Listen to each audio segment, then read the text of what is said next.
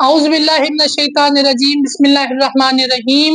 جس طرح کہ ماہ محرم الحرام کا آج سے آغاز ہو چکا ہے، محرم الحرام 1447 ہجری کا آج سے آغاز ہو چکا ہے، جس سے محرم الحرام کی آج یکم محرم الحرام تھی، اور ہم امام زمانہ علیہ السلام میں امام حسین علیہ السلام کی شہادت پیش کرتے ہیں کہ جو آگے جو اس ایام میں ہمیں صحیح معنوں میں ہمیں اس ایام کی توفیق عطا فرما۔ جس طرح آج کل ایران اور امریکہ اور اسرائیل کی جو جنگ چھڑی ہوئی تھی وہ کچھ دنوں کا وقفہ آ چکا ہے۔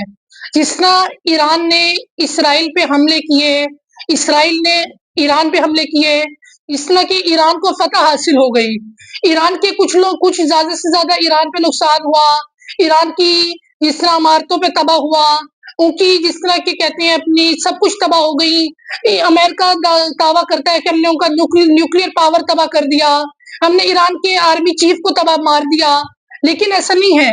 جب پتہ چلا ان کا جی شہادت ہو گئی ہے ایرانی آرمی چیف کی، بعد میں جو ایران کے سپریم کمانڈر ہیں آیت اللہ علی خامنئی، وہ کہتے نہیں جی ان کی شہادت نہیں ہوئی۔ تو اسرائیل پہ بھی بہت ہنگامے ہوئے، اسرائیل کو تباہ کر دیا۔ اس کے بعد امریکہ بیچ میں گھس آیا، امریکہ نے ایران پہ بہت حملہ کیا، ایران کو تباہ کر دیا۔ اس کے بعد ایران نے بدلہ لینے کے لیے قطر کی جو امریکہ کی ایمبیسی تھی اس پہ حملہ کر دیا۔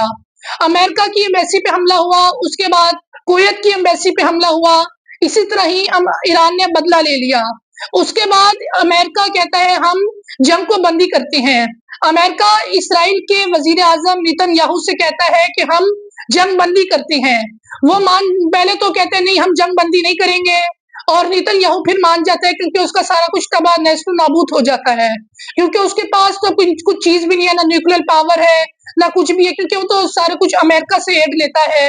تو اس کو امریکہ کی بات ماننی پڑی، کیونکہ اس وقت جو امریکہ کے صدر ہیں ڈونلڈ ٹرمپ، ان کو میں کی عادت ہے واہ واہ سمیٹنے کی، تو انہوں نے اپنی واہ واہ سمیٹنی تھی۔ انہوں نے اسرائیل کے جو صدر تھے ان سے منت تلاوت کی کہ جی یہ جنگ بند کر دو۔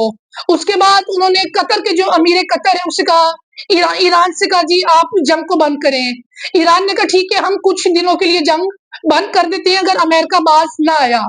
تو اس طرح ایران نے کہا جی غزہ میں جو انہوں نے اسرائیل نے جنگ اتنا غزہ کو نیست و نابود کر دیا ہے، تو ایران کہتا ہے کہ غزہ میں بھی جنگ بندی کرنی چاہیے۔ جو کل مذاکرات ہوئے ہیں اس میں اسرائیلی حکومت اور امریکی حکومت مل کے جنگ بندی نہیں کرنا چاہتے، اور غزہ میں نیست و نابود ہو گیا ہے اور اسرائیل کا قبضہ ہو چکا ہے۔